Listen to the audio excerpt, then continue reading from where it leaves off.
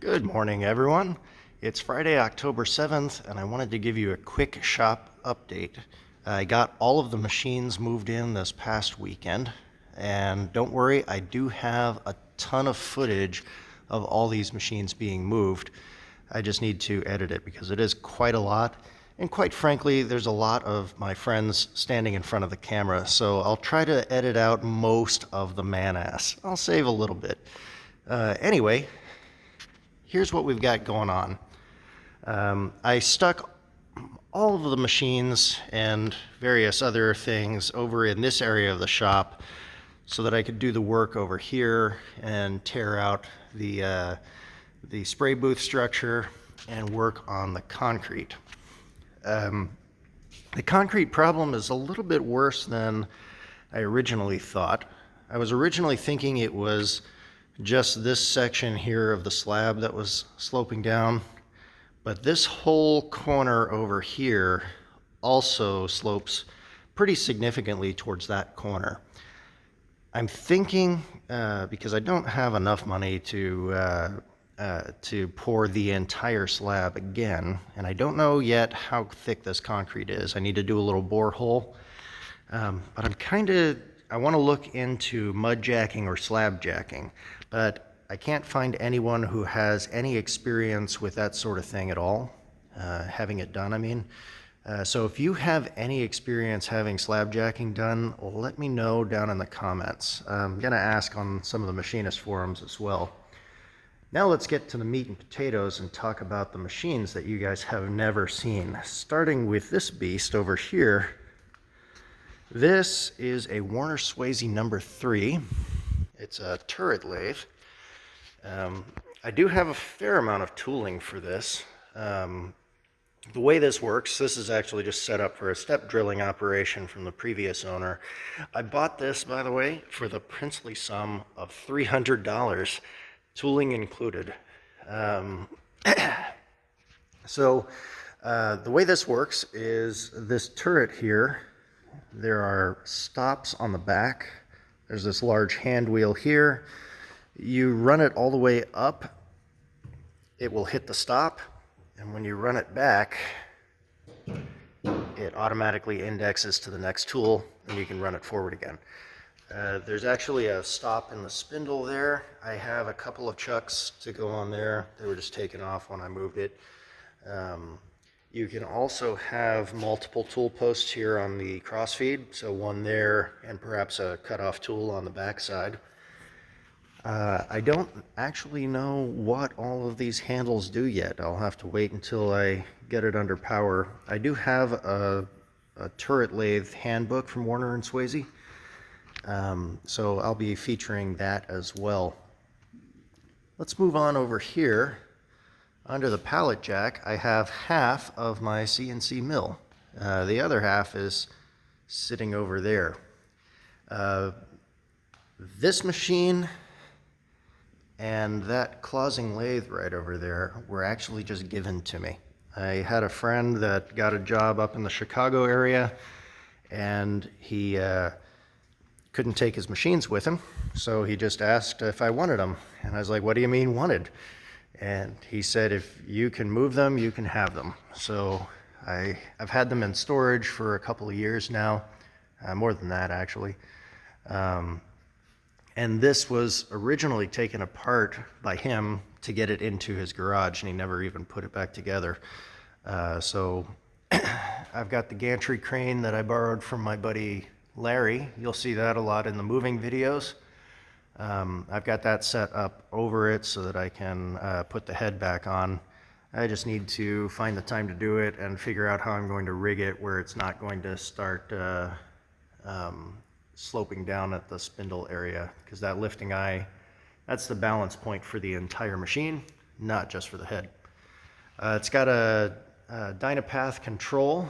I know they're still in business and I can get the manual, so I need to do that. The closing lathe that I got along with it, this is a nice little lathe. It's got a L00 or a LOO taper. I'm not sure how most people pronounce that. I have a 4-jaw chuck for it, and that's it. I've got a taper attachment on it. I have a block of wood, and it's a sweet little lathe. I think it's a 12 by 30, maybe a 10 by 30. Motors down here in the base. I've played with it a little bit at his house. He did actually have this under power, and it's got a static phase converter right down there.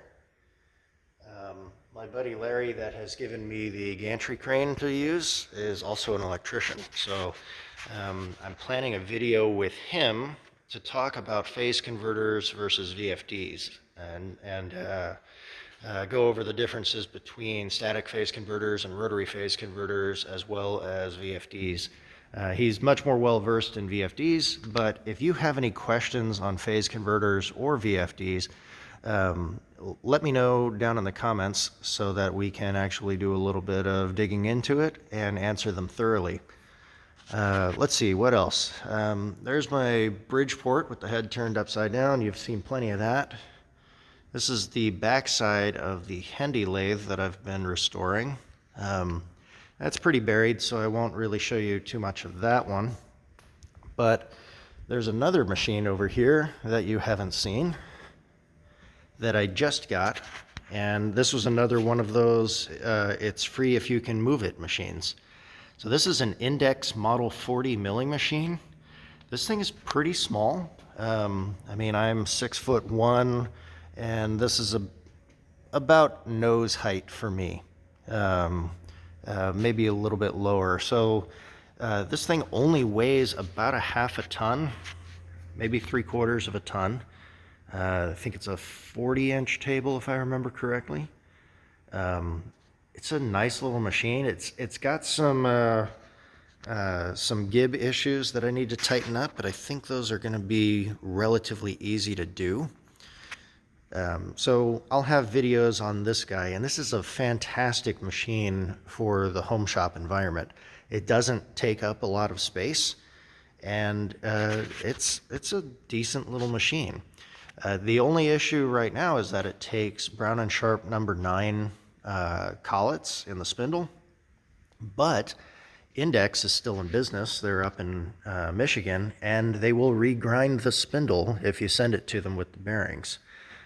So I'm probably going to end up doing that as well and have it reground to R8 so more tooling is available. Let's see.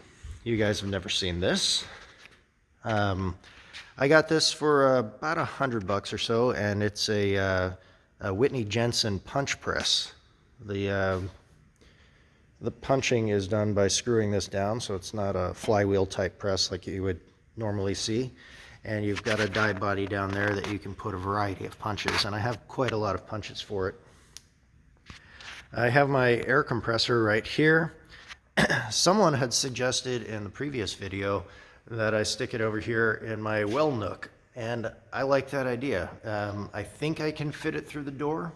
I'll have to see. That door's kind of narrow, but I should have enough room inside that, and there's already a heater in there so the tank won't freeze up. I do need to do a little bit of work on this though. Right before I moved, this gasket right here actually broke, so whenever it runs, it spews air out of that gasket. So I'll need to take the head apart and make a new gasket for that. I've got the buffing machine that I made that is walking, talking OSHA violation. And then my workbench, this is the first time it's been even remotely clean in the last 11 years. Let's see, there's my Enco lathe. I seem to have them all from the back there. And then this is all stuff that I had either on my walls or in my storage unit. So you'll see this stuff as I figure out where I'm going to put it. I've got material over here along with boxes of various other things. So this is all going to get cleaned up eventually, and I am going to put my material rack over in this area. One thing I want to show off is all the tooling for the turret lathe here. I've got a collet closer there. I've got a bunch of different stuff, including, well, that's actually a nut assembly for a Bridgeport. I'm not sure why that's in there. But there's a knurling tool in there. There's a bunch of different tools. I've got some all over the place, so I don't know what else to show you. I've got a bunch right over here. Yeah, you can't see any of that. And then the last thing is in this spray booth area. When I tear this out, my plan is to put a little office and a studio area over in this area. It's not going to be as big as the spray booth. That would be a huge waste of space. But I'm thinking somewhere in the 10 by 12 region, about the size of a small bedroom. That'll give me a place to put my computer and do all of my video editing outside of the house where it's nice and peaceful. And I am going to have a little mezzanine up top. So it'll be about the same height as this, and then I'll have storage up top that I can throw all these various boxes in. That's pretty much it.